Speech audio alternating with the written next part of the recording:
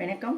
இது நம்ம கிச்சனில் நம்ம இன்றைக்கி என்ன பண்ண போகிறோம் அப்படின்னா தக்காளி தொக்கு பண்ண போகிறோம்.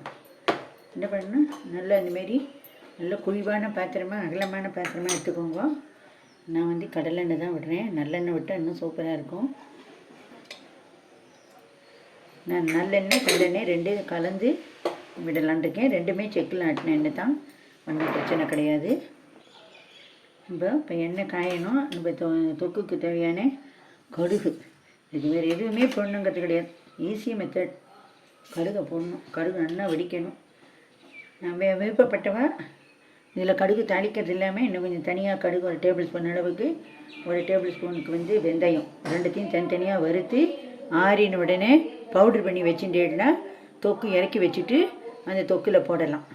அப்படி என்ன வேண்டாம் அப்படின்னா இந்தமாரி சிம்பிள் மெத்தடில் பண்ணலாம். ரெண்டு மெத்தட்லேயும் பண்ணலாம். அப்புறம் வந்து பெங்களூர் தக்காளி புளிப்பு இருக்காது அப்படின்னா, நாட்டு தக்காளினாக்கா புளிப்பு நல்லா இருக்கும். பெங்களூர் தக்காளியில் அவ்வளோ புளிப்பு இருக்காது. எங்களுக்கு கொஞ்சம் புளிப்பு வேணும் அப்படிங்கிறவா புளி தேவையான அளவுக்கு ஒரு நெல்லிக்காய் அளவுக்கு நான் இப்போ எடுத்துன்னு இருக்கேன்னா அதுக்கு நெல்லிக்காய் அளவுக்கு ஒரு கிலோனா ஒரு கிலோவுக்கு ஒரு நெல்லிக்காய் அளவுக்கு புளியை எடுத்து எண்ணெய் தக்காளி அரைக்கும் போதே அது கூடயே சேர்ந்தாப்புல அரைச்சி விடலாம். இல்லை அடுப்பில் தணலில் சுட்டுட்டோ இல்லை வெந்நீரில் ஊற வச்சுட்டோ அதை போட்டு அரைச்சி தொக்கு கலரலாம்.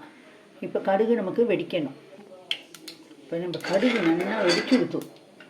இப்போ நான் வந்து என்ன 1.5 கிலோ எல்லா அளவுக்கு தக்காளி 1.5 கிலோ அளவுக்கு தக்காளி எடுத்து நல்லா அலம்பி உப்பு மஞ்சப்பொடி போட்டு நல்லா 20 நிமிஷம் ஊற வச்சுட்டு அதுக்கப்புறம் வெறும் ஜலத்தில் நல்லா அலம்பி எடுத்துட்டுருக்கேன். அதை நல்லா கட் பண்ணிவிட்டு காம்பு பகுதியெலாம் கீறி எடுத்துடணும். அதில் பழமாக பழுக்காதே காய் பகுதி இருந்ததுன்னா அதையும் கட் பண்ணி எடுத்து போட்டுருங்கோ. அதுவும் தேவையில்லாதது, போடுறவே போட்டுக்கலாமா விருப்பம். நான் அதுமாரி தான் போடுவேன். இப்போ வந்து இது நல்லா கொதிக்கணும்.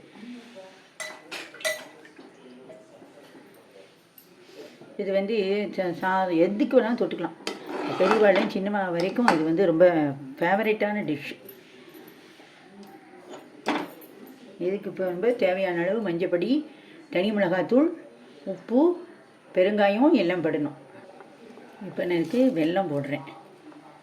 இந்த உப்பு போட்டிருக்கேன்.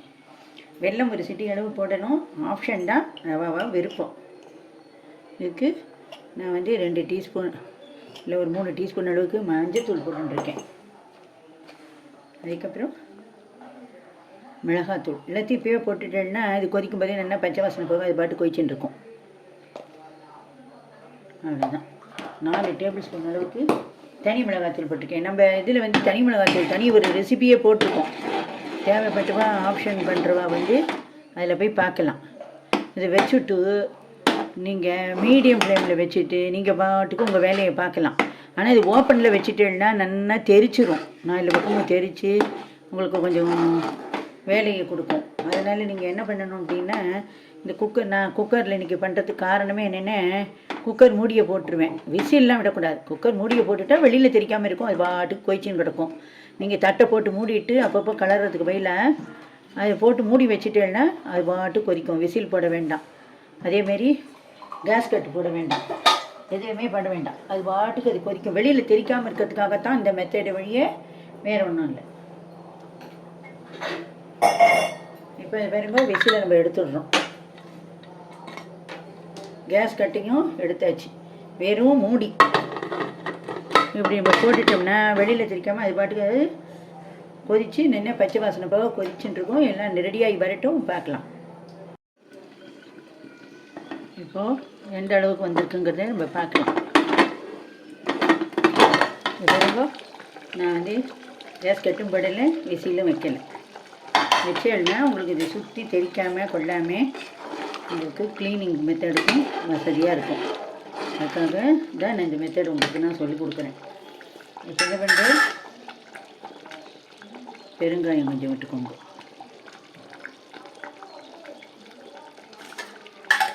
இதில் வெல்லம் வேணுங்கிறவா, சர்க்கரை வேணுங்கிறவா, நாட்டு சர்க்கரையோ பனங்கற்கண்டோ ஆப்ஷன் தான். எது வேணுங்கிறவங்களும் இதை போட்டுக்கலாம். இந்தமாரி கூட இப்படி கூட மூடி வச்சுக்கலாம். வெளியிலலாம் தெரிக்காது. அது பாட்டுக்கு அது கொதிச்சுட்டு இருக்கும். நல்லா எண்ணெய் பிரிஞ்சு ஆயில் மிதந்து நல்லா மேலே வரணும். இது வரைக்கும் அது பாட்டுக்கு வேலையை பார்க்கும். இதே மெத்தட்லேயே தக்காளி தொக்கு பண்ணுறோம்னா இதேமாரி வெங்காயம், பெரிய வெங்காயமோ சின்ன வெங்காயமோ நமக்கு தேவையான அளவு எடுத்துட்டு அதையும் இதேமாரி அரைச்சுட்டு இதேமாரி ஒன்றா போட்டுண்டு வெங்காயம், தக்காளி, மஞ்சப்பொடி, தனி மிளகாத்தூள், பெருங்காயம், உப்பு இது எல்லாத்தையும் போட்டு நல்லா கடுகு தாளித்து கொட்டி இந்தமாரி கிளறி எண்ணெய் பிரிஞ்சு மேலே வரும். அதேமாரி அது ஒரு மெத்தட் பண்ணிடலாம். எல்லா ஊறுகாய்க்கும் தொக்குக்குமே உங்களுக்கு ஆப்ஷன் தான் நான் சொல்கிறேன். போட்டேல்னா ஒரு டேஸ்ட்டு, போட்டல்னா ஒரு டேஸ்ட்டு. கடுகு தனியாக பொரித்து எடுத்துக்கணும், ட்ரை ரோஸ்ட் பண்ணிக்கணும்.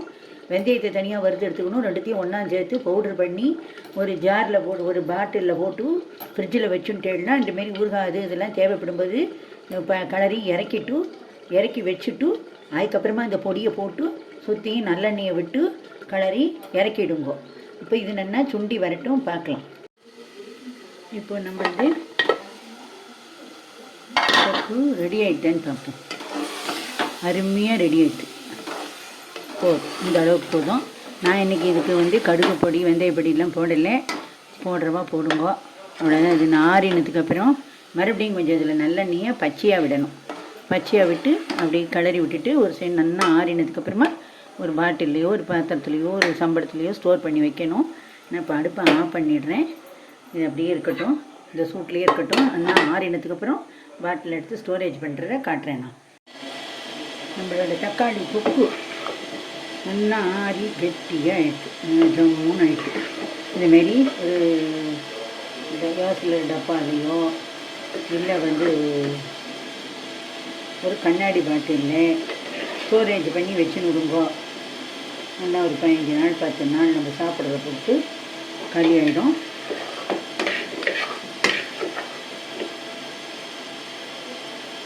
இதுமாரி நீங்களும் பண்ணி பாருங்க. குழந்தைலேருந்து பெரியவா வரைக்கும் விரும்பி சாப்பிடுவா. எல்லாத்துக்கும் ஏற்ற ஒரு சைட் டிஷ்ஷு. அதுலேயும் இன்னொரு டிப்ஸ் என்ன அப்படின்னா, நீங்கள் ஒரு நார்த் இந்தியன் கிரேவி பண்ணுறேன், ஒரு சுண்டல் வெரைட்டி பண்ணுறேன் அப்படின்னா பாத்தில் பண்ணுறதுக்கு டைம் இல்லைன்னா இதையே கூட ஒரு பேஸாக வச்சு நீங்கள் பண்ணலாம். இந்தமாரி அந்த கிரேவி பண்ணி சாப்பிடலாம். தொக்கு நிறைய இருக்குது, எனக்கு நேரம் இல்லை, ஒரு கிரேவி பண்ணணும் அப்படின்னு நினச்சிடலாம். அது கூட அதுமாரி இது ஒரு பேஸாக வச்சுருந்து நீங்கள் பண்ணி பார்த்தீங்கன்னா ரொம்ப நல்லா இருக்கும். அது ஒரு டேஸ்ட்டில் அது ஒரு டிஃப்ரெண்ட் டைப் மெத்தடில் நல்லாயிருக்கும்.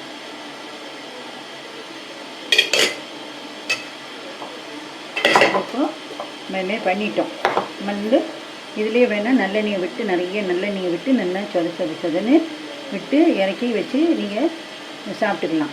இல்லை அப்படின்னா இப்படியே எனக்கு போதும், எண்ணெய்லாம் நிறைய வேண்டாம் அப்படின்னு நினைக்கிறவா இதேமாரியும் சாப்பிட்லாம். இதேமாரி தக்காளி தொக்கு நல்லா ரெடி ஆகிட்டு நீங்களும் பண்ணி பாருங்க. நன்றி, வணக்கம்.